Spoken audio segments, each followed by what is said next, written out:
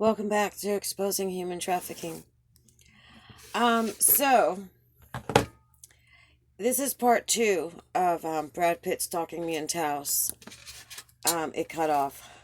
And so the thing is that these two guys are on the stage singing sooner or later. And, I'm just sitting there with my friends, talking, whatever, laughing. And Brad pulls out the instrument that the doctor used to use for my hypnosis, for my therapy, after I had my nervous breakdown at 22. And while they're singing it on the mic, Brad is using that instrument and using the trigger word. So I don't feel good. There's something off. I'm not feeling right. When they put me under hypnosis, they had a shortcut after the first time they did it, and it was easy. Like within a split second, I'd fall under hypnosis. But since he was so far away from me, it didn't work. Like, you have to be in front of me with that instrument and the trigger word to put me under. So I'm like starting to feel like not right, like there's something wrong. And I'm like, God, I need some air. Let me go outside and have a cigarette. And I had a friend named Michael who was a retired school teacher from the Board of Education of New York. And he and I used to sing songs together. We used to do duets. Now, when I was on stage singing my song before, as I said in the previous video, Brad had motioned for Michael to go over to his table in the back of the alley cantina in that little room. And I was like, oh, Michael knows that weird hippie dude. Maybe they're friends. Who knows? I don't know. I don't know who this man is that keeps coming around. And so I was watching what they were doing while I was singing. And Brad pulled out a white legal-sized envelope. And it was full.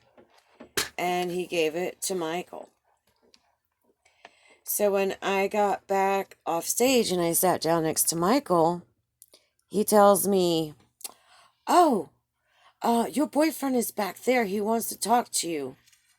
I went, boyfriend? What boyfriend? And I thought he was talking about boyfriend because, I just said I wanted a boyfriend. And he goes, yeah, your boyfriend from California. I said, California? I didn't have a boyfriend in California. I don't know what you're talking about. And he was like, oh, and he walked out. And he didn't come back. And it had been a while, maybe about 20 minutes, before Brad Pitt and Doug were on stage singing Sooner or Later. And I said, well, I don't feel good. Let me go outside and have a cigarette. Maybe Michael is outside because we're supposed to do a duet.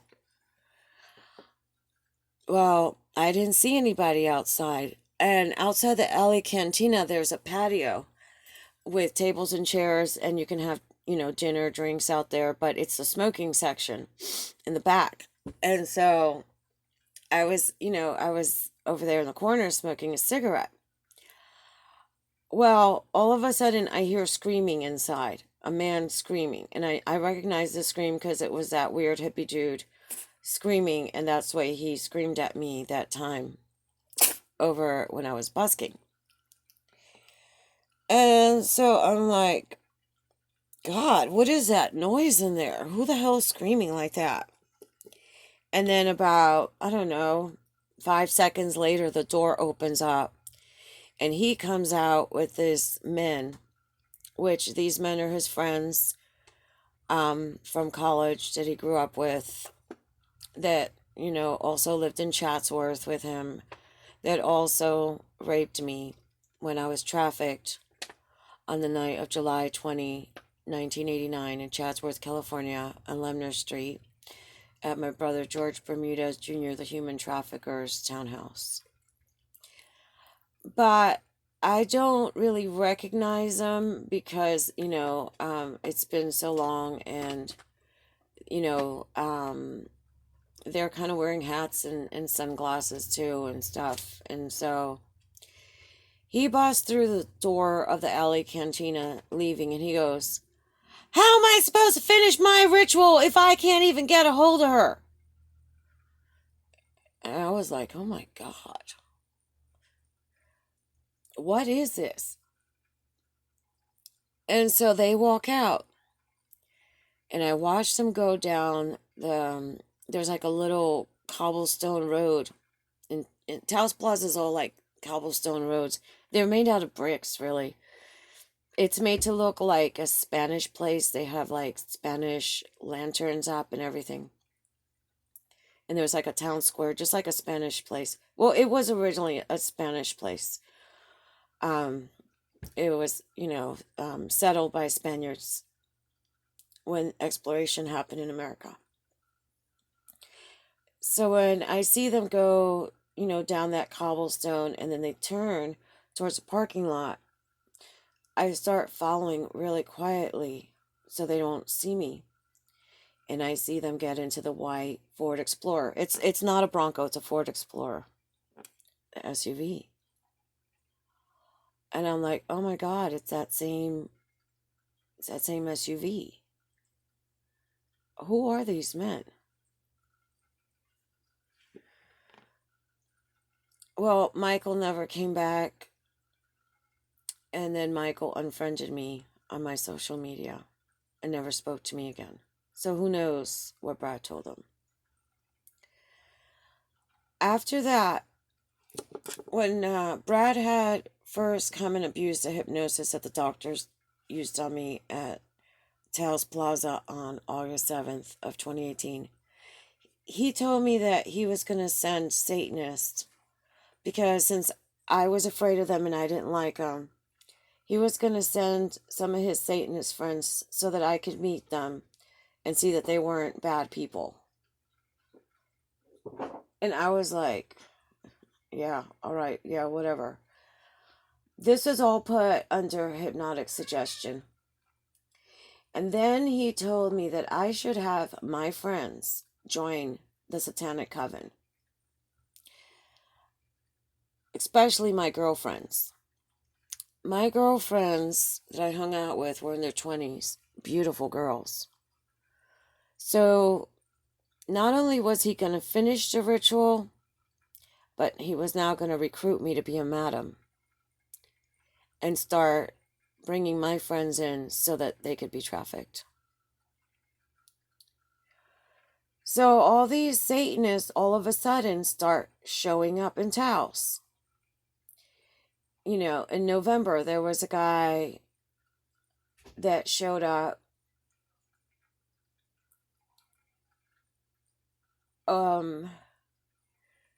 Owen Froschel, he was working at Domino's Pizza, and he came up. He had the hypnotic object and the trigger word, and he introduced himself as a Satanist, and then he infiltrated my friend's group at karaoke. Now there was a safety feature put into the hypnosis that if people started abusing it, if it wasn't the doctor and it wasn't on a Tuesday at 11, the effects of the hypnosis working were going to just start wearing down and wearing down to the point where I could never be hypnotized again that way. Then even more Satanists started showing up. There was a couple named Mo and Damien Otto, and they also had the thing that they were Satanists, and they, sat at our table that night. And so slowly but surely, Satanists started showing up. And, at first I was like, what's up with all these Satanists? Because Taos didn't have Satanists Taos is New Age. You have Buddhists, you have Taoists, you have Wiccans, you got pagans. There's a few Christians and a few Catholics, and there's a synagogue. So there's Jews, and then there's a mosque, and there's Muslims, but there's no Satanists. And so I'm like, where are these people coming from? But they were coming and going, and it was the height of ski season. So I figured they were just tourists coming through. Mo and Damien Otto ended up coming to my job when I left, and I was on the run. They ended up at my workplace again. So these are all flying monkeys coming around.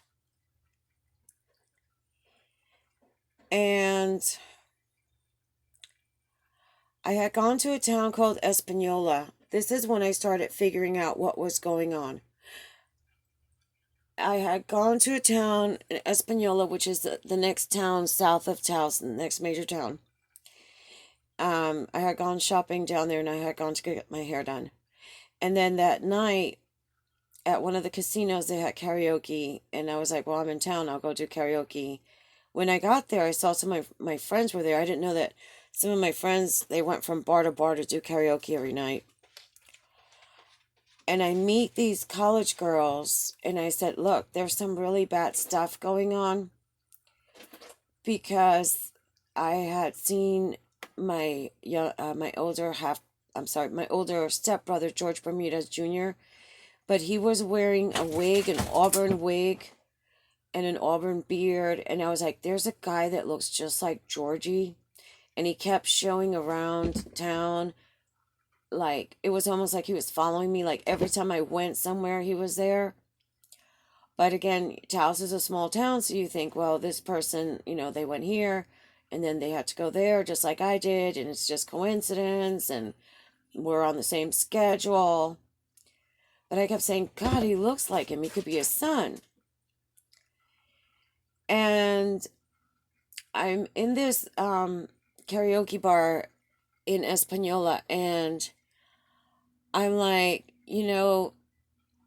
girls, be careful. Don't leave your drinks alone. Don't leave your food unattended, because there's these people, and they do X, Y, and Z. And I explained to them, that I had family members that they went around roofing girls and making porn, trafficking them.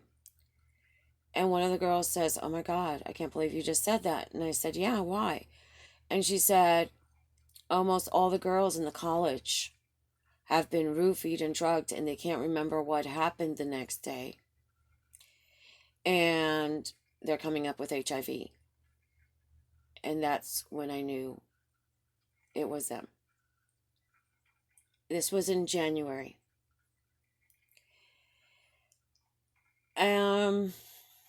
That's when I went to the cops. The undersheriff asked me for more proof.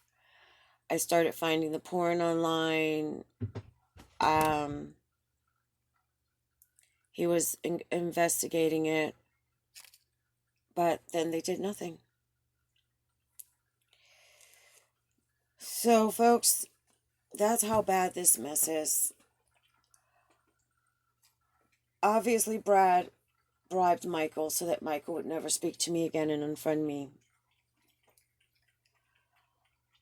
Michael was an idiot for taking the bribe. But that's what it's all about, isn't it? Selling out. But not everybody sells out, because I won't sell out. And I will never, ever turn over one of my friends or my enemies to this group. So thanks for watching. Go ahead and give it a thumbs up. Comment below. Give it a thumbs up. If you know anybody in New Mexico, please let them see this video in part 1, so that there's not one more victim of human trafficking. Thank you, and take care of each other.